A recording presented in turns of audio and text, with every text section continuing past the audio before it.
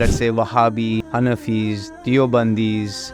This is fastest question, very easy. Is the Deobandi Bareli different? This, I think 90% of Muslim Ummah, Ahlus Sunnah wal Jama'ah.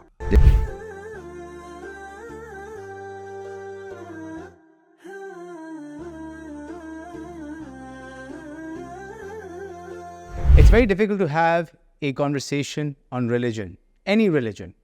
And it is even more difficult to have a conversation on a religion like Islam that has so many different interpretations. Now, I've tried to have a conversation with an esteemed scholar who runs a fantastic training academy, who went through a spiritual journey where he transformed and understood the message. And I wanted to learn from him and understand what was it that he learned, why did he go through this transformation, and what did he get out of it. And he is a UPenn grad in economics. He started his PhD in NYU, and he's got a fantastic story.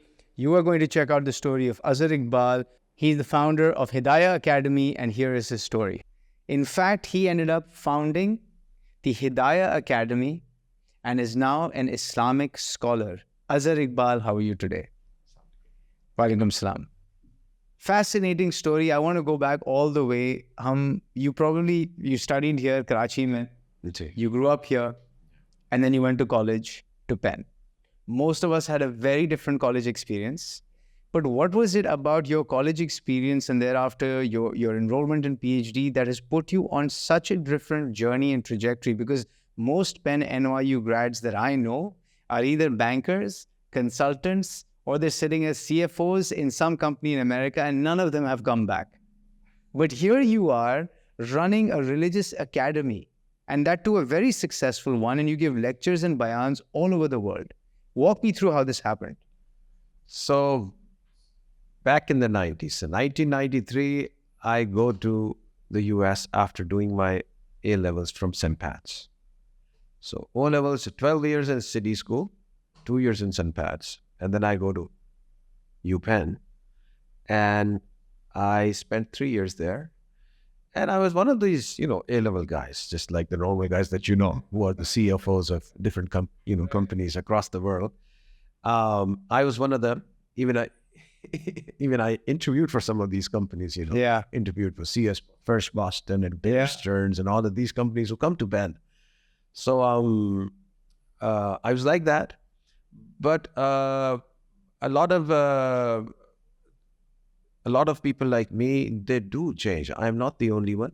There could be, I think, if not hundreds of thousands, at least thousands of people who go to universities abroad, and they become older and then think about life, and they choose a path.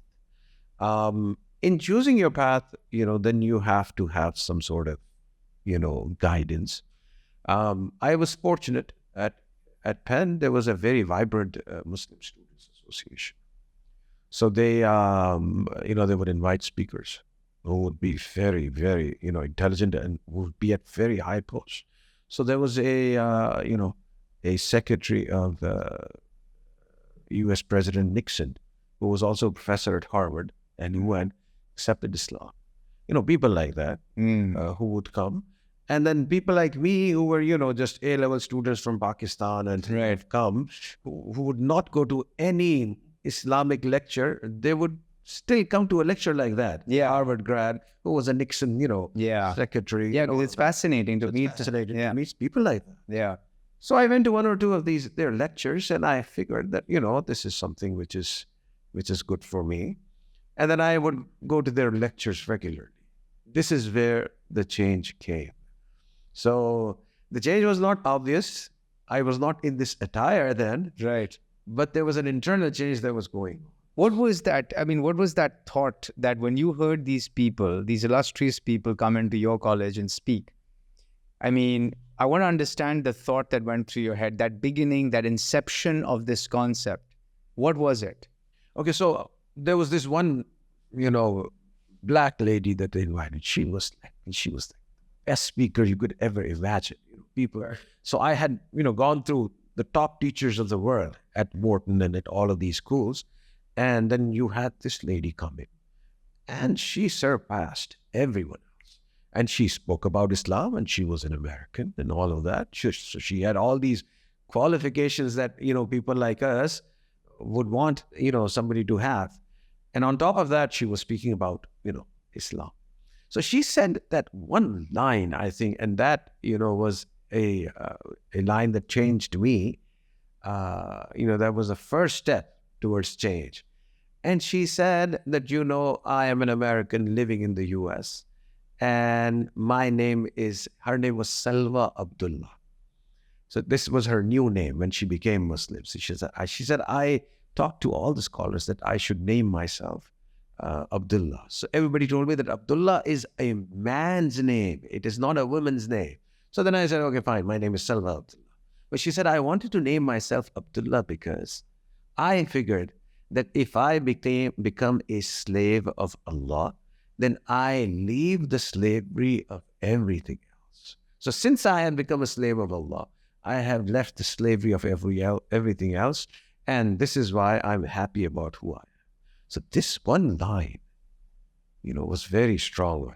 And I was thinking to myself that, if we do not come into this path, then Allah has other people, that Allah can bring them into this path. So that was, I think, the turning point.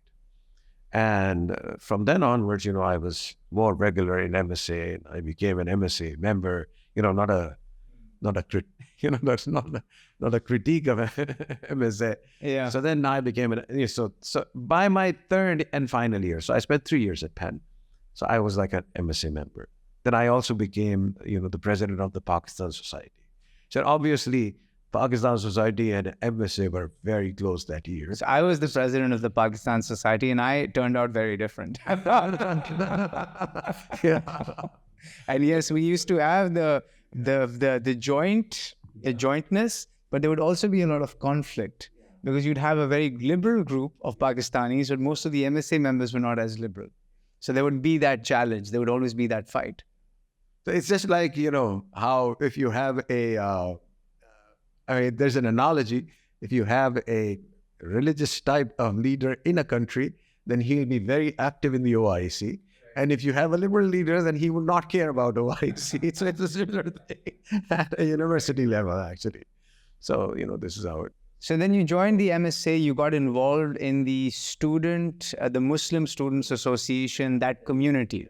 They would have lectures, and they would have prayer time. They would have all these, they would have aloo paratha nights, and they would have all of these things. So it became a community. So this is the community I identified myself with. I enjoyed it.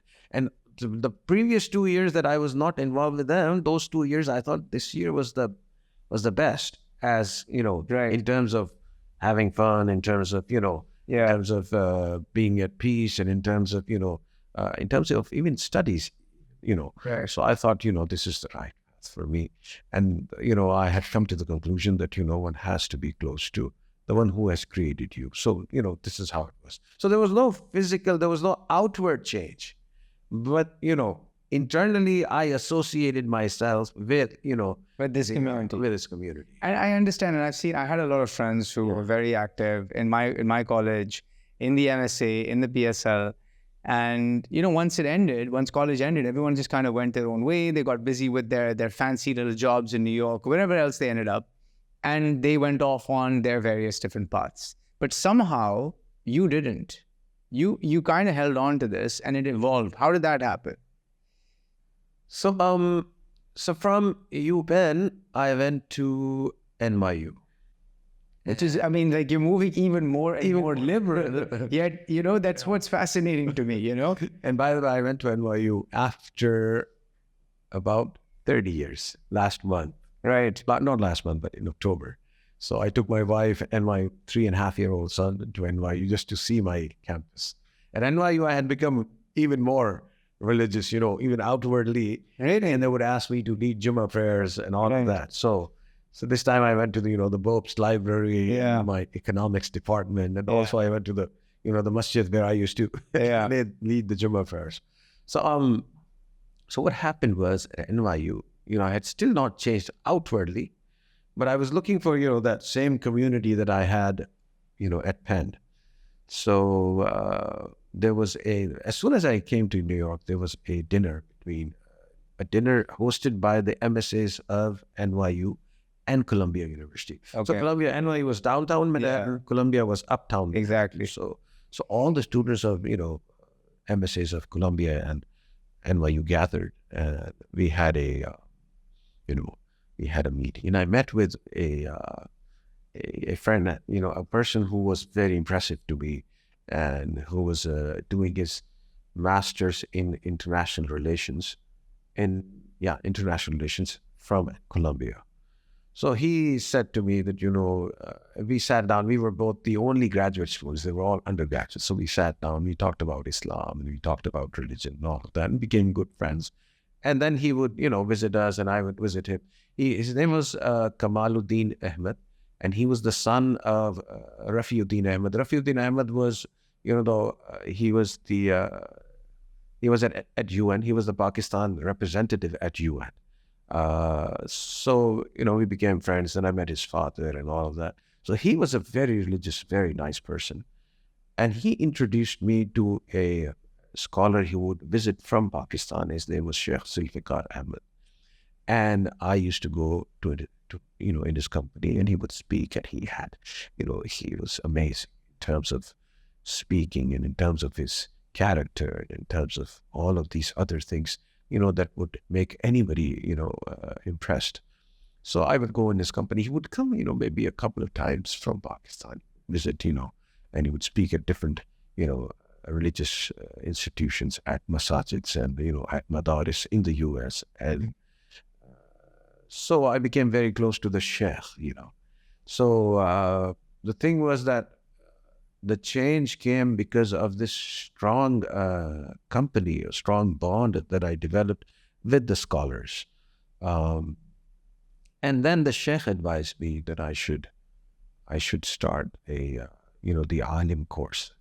It's an 8-year course, and they were starting it in upstate New York, and that was the place that the Sheikh would come, and that was the Sheikh's masjid, and I would visit the Sheikh there. It was about an hour away from NYU, so I decided, okay, then let me just do the Alim course there, and let me do the PhD here, and let me just live around the area, and I can go to both places. It was easy, so I did that. And I started the Alim course, and I did the first 5 year of that course in the US. First 5 years. First 5 years. And this is while you're doing your PhD. And this is actually, initially it was while doing the PhD, but then I started my job. In those times, voice over IP was very new. Yes. And one of the first companies was Net2Phone. I don't know if you've heard. Yes, I remember that. And they offered me a job. So I worked with them for 2 years there, and then the company, dissolved. Right. So I started working actually in the US. So it was my work, and the work was actually closer to, to the masjid and to the community that I was living. Right. So I would do the Alim course, and I would be working there. So if you hear in the Haram, you hear after the Fatiha, right? But in Pakistan, if you go to any masjid, it's after Fatiha. You don't hear the loud Ameen, right?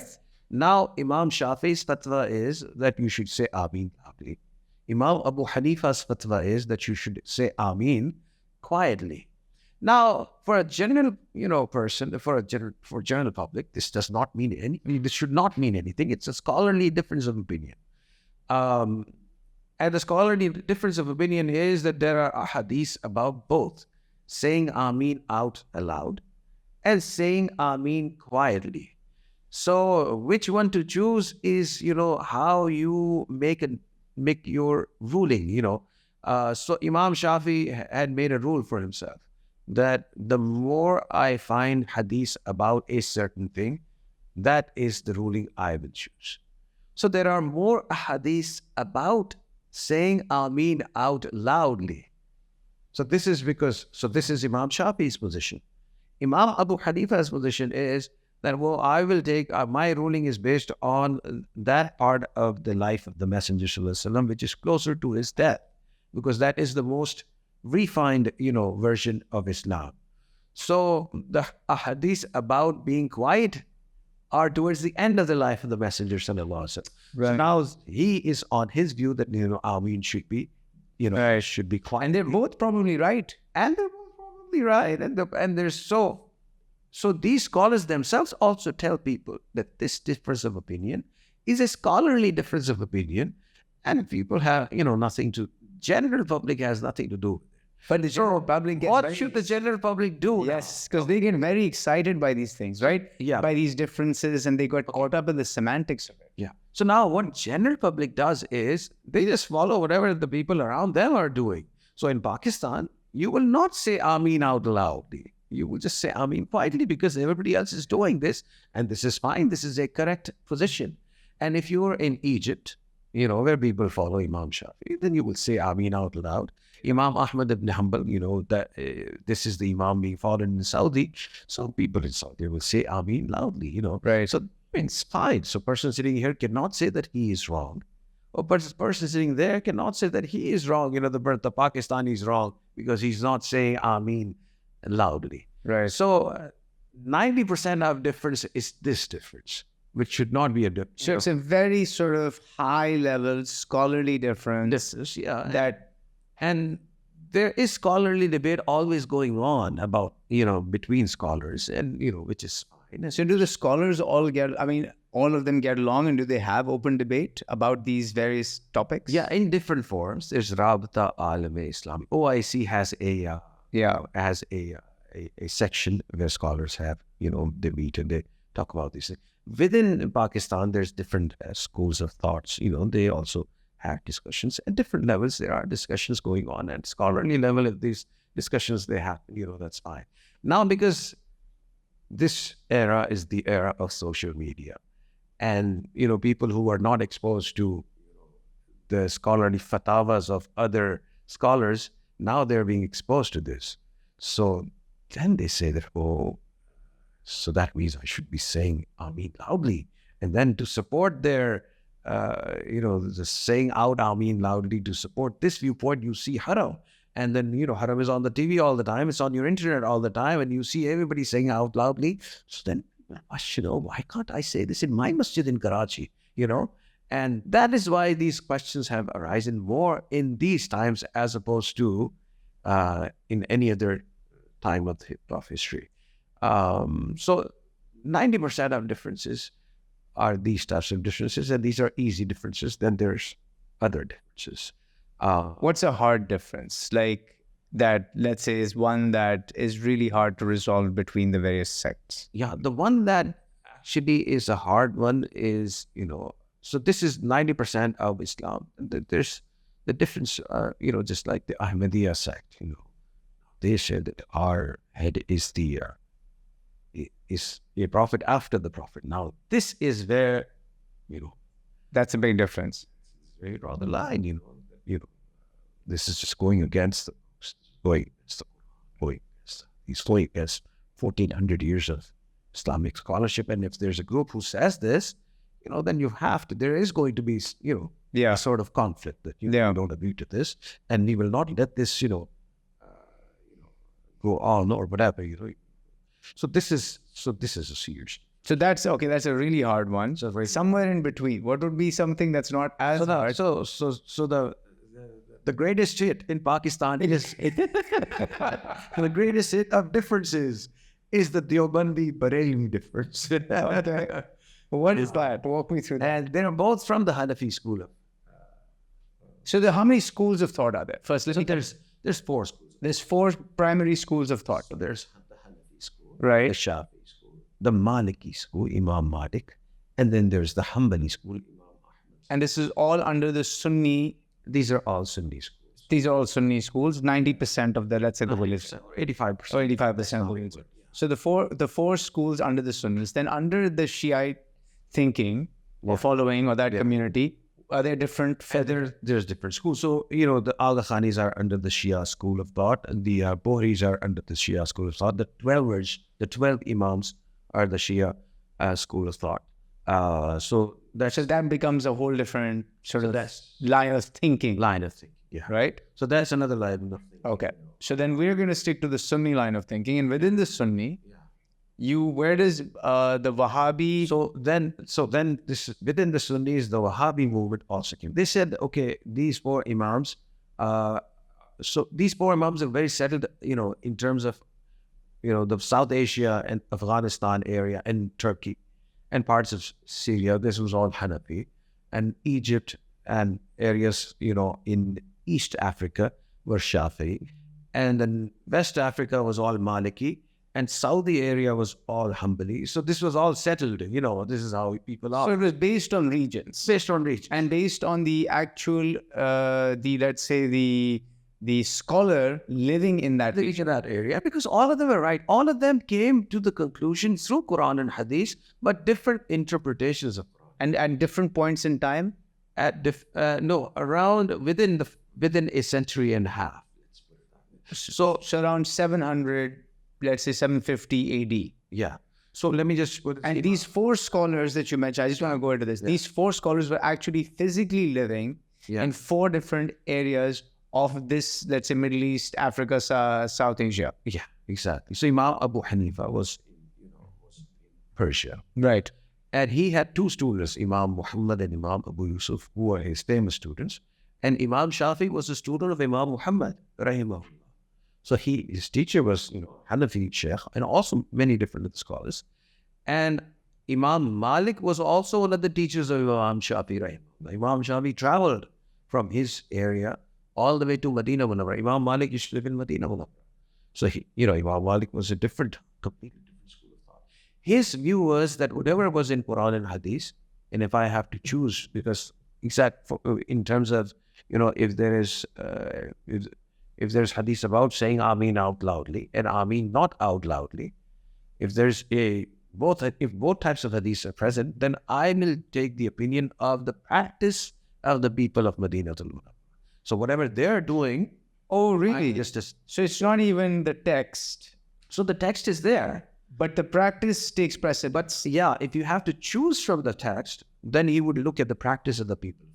So this was his viewpoint. So each person is essentially applying their own reasoning to come to a conclusion based on the facts and how they interpret it in their region that they're living in. Only on that scripture where there's room for interpretation. An interpretation, exactly. So got it. So now within the Sunni sect, you've got the four schools of thought. At around within the same time frame. Four different parts of the world. And that's where all of the differences originated from. Right. And so within that, how does the Wahhabi, Deobandi, Barelvi? Okay, so Wahhabi movement, Deobandi and Barelvi, they all started around the same time when, the British invaded India. Wait, so that's a big, we were in 700. So all these. Now you're moving to 1,000 years later. 1,000 years later, yeah. So this is 200 years, or maybe 300. So this is very recent. Very recent, yeah. And so Sheikh Abdul Wahab, the founder of the Wahhabi movement, his viewpoint was that, these are the four schools and these are all settled down. There could be, still room for interpretation. So they are not that different. It's again, compared to the Ahmadiyya and compared to the difference that the Sunni community holds. Right. Shias, this is a softer difference. His only viewpoint was that, I still have a chance of interpreting what's already been interpreted. So, and this was, what year was this? Around 1800s. 1800s. Because if you look at Christianity's history, it went through similar breakup. It basically had sort of the core 3 or 4 schools of thought all the way up until the 1560, until I think there was the Crusades. And then the differences kind of increased after that, right? So what was it that led to this point? Why suddenly in the 1800s was there a desire to open up interpretation even further? Because it seems like from 700 on to, let's say, 80 for 1,000 years, it seemed to have been working okay. Yeah. What was the trigger event? What was the change event that led to, this particular interpretation, new interpretation to kick in? My feeling is that, different people say that there was some event that led to this, when you go about, when you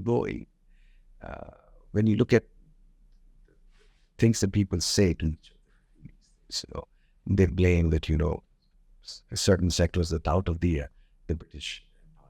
Right. Okay. They did this, but I think it was just a scholarly interpretation. Different scholars interpreted the scriptures differently. And just Shaykh Abdullah thought that, that I also still have room to interpret, the differences, or places where you can interpret differently. I still have room. And most of his rulings are, very close to the Shafi'i Muslim, actually. Okay. So again, it's not that big of a difference. Right. The difference between the Deobandis and Barelvis is a South Asian phenomenon. And this difference is also not that much in terms of fiqh. Both of them are Hanafi, so there's no difference. In terms of practice, in terms of, if you see, the actions of the Masajid, they will be pretty much the same. The only difference is that, there's a scholar in our times who has put this in very aptly, I would say, that they're both the same, actually. Right. But they so the Barelvi school of thought, they believe that the love for the Prophet ﷺ should be shown very openly, and if you go beyond the boundaries what have been laid down in the Quran and Hadith to show your love, they feel that it is still part of Islam. And Deobandis are a little stricter in this sense. They say that, if you go beyond the boundaries of what have been laid down, even to show this love for the Blessed Messenger, Sallallahu Alaihi Wasallam, then, there is some sort of cap on. And they feel, the Barelvis, in showing love, there should not be any cap. You can show your love in whatever way that you want to show love. So, the Barelvis would say that, when it's the time for the birth of the Messenger, Sallallahu Alaihi Wasallam, you should light up the houses, and all of these things, and you should, and some even say you should cut a cake, and you should show this happiness and all of that. And the Deobandis on the other side, this is just one example. They would say that, there's no, proof of doing all of these things in the scriptures. So we cannot make this as a fard or as an event for everyone. Right. If he wants to do it, that's fine. So he doesn't want to do it, that's fine. Right. So it is more of this. Otherwise, the difference is, again, not that much. Because they're within the same school of thought, right? Yeah. But, if you are a person living in Pakistan, you would see this difference as the major difference in the world. But if you look at it from the scholarly point of view, I think it is one of the most minor differences, because the fiqh is the same. The fiqh is the same. They would still both say that we are the followers of Abu Hanifa rahimahullah, and that's it. So I find that, and the reason I ask is because I've, had the opportunity to sort of travel our region, not just South Asia, but also the Middle East, and experience the religion in different parts of the Middle East. And they seem, in different parts of the Middle East, it's a way of life, right? It's inbuilt into life. In fact, I will give you a great example. I was stuck in traffic with a Jordanian, and he's in the traffic. He was stuck. It was one of the days that it was a huge downpour came in Jeddah. This was about a year ago. And we were stuck, I think, for about 8 hours. It was actually just flooded everywhere and whatever. So there were 2 prayer times that came in, Asr and Maghrib, and he's in the car. And he's like, oh, it's prayer time. What should I do? Okay, nothing. You know what? And he just starts praying. Now he's praying and he's driving. Right? Because we're in traffic, suddenly the car in front moves. So he just presses the accelerator, adjusts the steering, moves a few inches forward, continues praying. And I'm looking at him and I'm like, I would have never seen this in Pakistan. And we finished. He did the same thing for Maghrib. And I asked him, I said, I've never seen this way of practicing religion where I come from. He's like, why? It was prayer time, I prayed. Like it was like not a non-issue. You know, it was what was the reason? It was time to pray. We're in this situation. I can't get out. There's water everywhere. So you know what? To pray, I prayed. You know, I find that it's far more practical. There isn't a lot of focus on what you said, the celebratory moments and events. It's more functional. It's more about the community and it's more about the self. And then you move on with your life. You know, why is it different for South Asia? Okay, let me just tell you this. This is also a difference of opinion, actually. So, your friend probably follows Imam Shafi. Yeah, because Because he's an Arab. So, yes. So Imam Shafi says that you can pray your Fard's prayers on your sawari, on your whatever car, or whatever mode of transport that you're using. Imam Abu Hanifa says that no, if it's fard, if it's nafil prayers, then you can do it on on the back of your camel or on the back of your car or whatever. There's fard prayer, you have to get down and you have to do it, on the side. So it's just a difference of opinion. So in this instance, it seems that their life is easier, convenient, comfortable, and closer to reality. But there are some opinions of Imam Shafi that you will feel that those are difficult to follow, and Hanifas are easier. For example, so Imam Shafi says that if you are in a state of wuzu, and if you happen to touch a woman, even by mistake, your wuzu is gone. Now, people living in the U.S., you go to the grocery store, and there's a girl who's your money is giving his bagging. She gives you the bag, and you touch her, and your wuzu's gone. Now you have to go back home and make wuzu never in the masjid. That's not practical. Yeah, and here we in Pakistan, we go for Fajr prayers, we kiss our wives, and we go for Fajr prayers. And that's completely fine, Right. So it's easier, practical, Yeah. So there's pros and cons on both sides, I think. So Some people some people tell me that, why can't we just choose from each one of them and choose what works for us, because everyone seems to have a different view. Why can't we mix and match and make what So now there's I will not say a movement, but now there's a voice coming out that, we should be allowed at least to choose from all of these four. Yeah. Now that the world is one global village, before. So there is actually a discussion on. So there's a discussion. Because I'll tell you why. The scholars. Because I'll tell you why. You see, with social media, you're only going to polarize people because you are shown more of what you see. Yeah. Right? So if you're only seeing, let's say, school of thought 1, you will continue, the algorithms continue feeding that to you, so they keep you on the platform. So which means that your knowledge or your understanding or your belief only deepens within one function. Exactly. Right? You're not going lateral. So how do you move laterally? How do you think openly? And how do you interpret openly? That becomes a challenge. And for me, another big area which I find it's bigger in South Asia, I don't know if it's as big, is this whole concept of Islamic finance. Yeah. There seems to be there is a movement. Most banks here have moved towards an Islamic banking approach. Yeah. But in the Middle East, I don't see the word Islamic banking. I just see banking. Why is there such a big movement around finance? And you come from, let's say, a background that can understand and appreciate this. Yeah. Why is that here and not there as much? Actually, it is there. It is everywhere.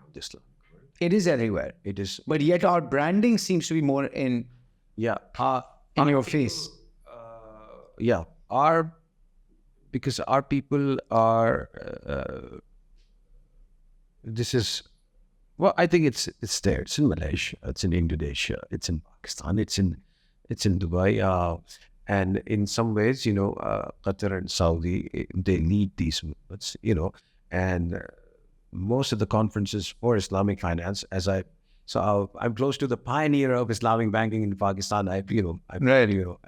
Fatih Usmani, Daman Barakatuh, he's a very big sheikh of our era, and he is the pioneer of this Islamic banking. So most of the visits he does is to the Saudi, capital, and so I think it's everywhere, but it's more here because we are more in numbers, actually, and there are more banks, and there's more fanfare here, and whatever is done in.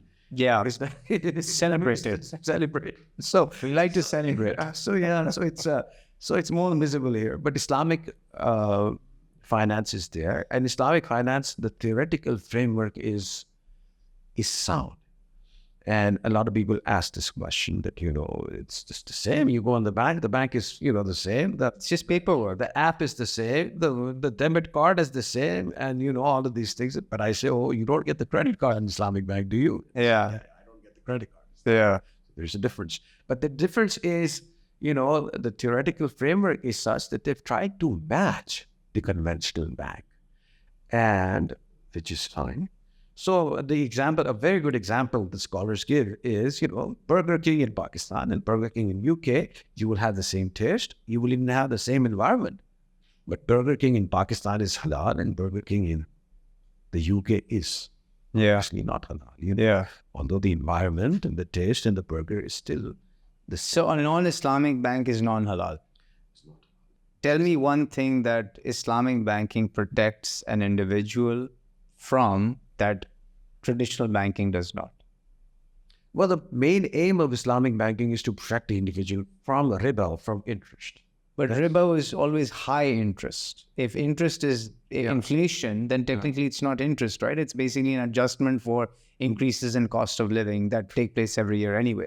So this difference of opinion, I think, does not have much to do with Islamic banking that is going on now. But this is another point that the scholars are discussing these days, especially, when the Supreme Court gave this ruling that all of interest in Pakistan is not legal anymore. This was the ruling last year in June. And all the banks, they gathered with the Ministry of Finance, and the Sheikh was invited, and I also happened to be here, and they discussed all these points. But in terms of the validity of the Islamic bank, this is not a point of, a question of concern. The question of concern is, how do you make, something which is so similar to conventional bank, how does this become Islamic and halal? Yeah. So they have their framework. Right. So what happens is that, if a person asks for a loan at a bank, if he has a good standing and he has some, backing and he has assets, the loan, the bank gives him the loan.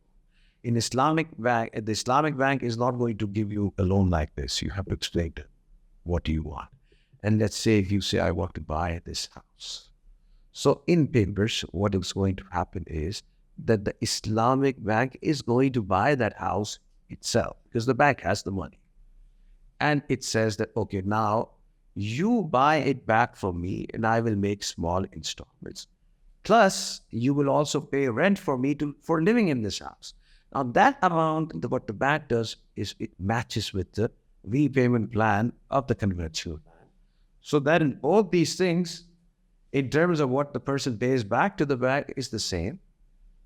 But one is Islamic and one is, one doesn't have riba and one has riba in it, So the framework of Islamic, this is it's much more complicated. No, I'm sure, because as you're saying it, my mind is actually going towards decentralized finance and tokenization and the blockchain, because I think that's where Islamic banking can actually really thrive, because you can actually tokenize and solve half of the interest-related challenges by putting items and objects on the blockchain or assets and then just break them up into little pieces and divide them out. And they're available to anyone, anywhere around the world. Exactly. So it opens up a lot of avenues. So in the theoretical framework, I think more or less the scholars have that it is, it is fine. It is halal. The practical application is still a question. A lot of banks are not able to practically apply that framework. Right. So that's another thing. But otherwise, it is a very good means of coming out of haram into the halal world of finance. Can religions evolve? Because if a message is a core message that has been delivered, and this is all monotheistic religions, right, and their history, they evolve because the people evolve with time, right? And so the message, which it should stay to be the core message, but because the people, the communities are evolving, can the religion evolve with them? Because the world that we live in today is not the world that, let's say, that gave birth to Christianity, let's say 2,000, years ago, or gave birth to Islam, let's say 1,400 years ago, or gave birth to Judaism, which was even older than that. In this world of today, with all the technology that we have, with the connectivity that we had, where I can put on a VR goggle and feel like I am in that place, can I do a remote Hajj, Can these concepts evolve in your opinion and in the teachings you've come across? How does the younger, more technologically savvy generation or technologically independent generation start thinking about these scriptures? I think in terms of the core message, obviously the religion cannot evolve. The core message will stand. The religion does not stop us from using technology. So technology is fine.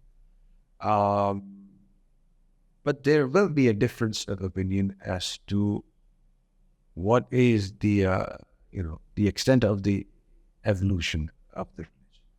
So if somebody, we're sitting here, we're talking about religion, this will not have happened maybe 10 years ago even. Right. So this is a proof that the religion is evolving in some sort, in some degree. But the question that you said, okay, can I sit here, wear this, whatever that.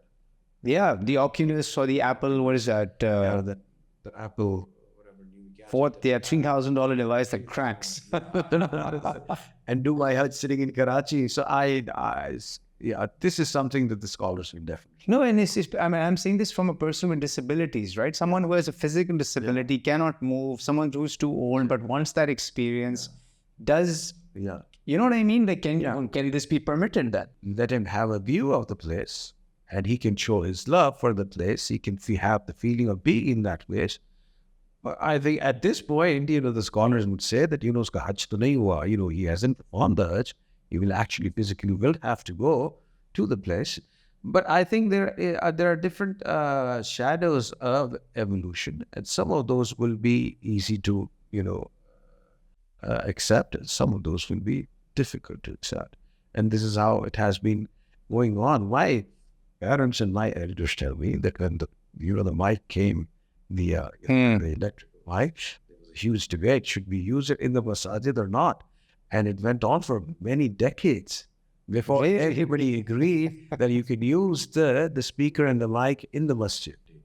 And that's going to be, I'd say, my last question is, when you choose a life like this, and especially someone with your background who could afford to travel overseas, study overseas, so you came from a certain background that could afford a certain lifestyle and that could afford this option where you could give up your work and you could go down this path, right? A lot of people don't have that luxury. How do they maintain a lifestyle? How do they afford a living if they want to go down this path? So our motto in Hidayah Academy is that this sort of scholarship you can have with your jobs, with your businesses, with your... So you keep your life going? So that is why I do my own business. I have this and I have 3 different businesses that I run, and I'm actively running them. So the business life, your work life, you continue. This is something that you do, let's say, on the weekends. On the weekends, in the evenings, and so there's sacrifice. Yes. Generally people just do business or just do work, and they come back home and it's their time. People like, Or some people do business and play golf. You don't play golf. You practice and, spend time with your community. I spend time with the community, and then I enjoy it also. Yeah. So of course you do enjoy it. Yeah. So, my brother, he enjoys playing golf. Yeah. I enjoy going to Hidayah Academy, meeting these people. Right. That, or, giving a lecture at a university or all of that. Yeah. So I like that as well. No, I appreciate you taking the time. I've been wanting to have this conversation, and I feel like we've only scratched the surface. It's difficult to have a conversation on religion in this country because people can interpret things very differently. Exactly. But I think that, it's important to try for people to have an understanding and to be able to ask open-ended questions and have honest debate about different topics and understand that, there are different schools of thought. There are going to be differences in thinking. And as long as we can all get along and as long as we understand what the core message is and we believe in that message, and then it's fine. But I thank you for the time, especially in Ramzan, to come in and have this conversation. It was an honor for me. And I wish you all the best for the Hidayah Academy and for great success ahead. Thank you so much. Thank you for inviting me. It was also an honor for me to come here and speak to you and meet such a great person like yourself. Thank you. Thank you. Thank you. Stay tuned to more DigiTales. Please like and subscribe below. We have great more episodes coming up next. Bye-bye.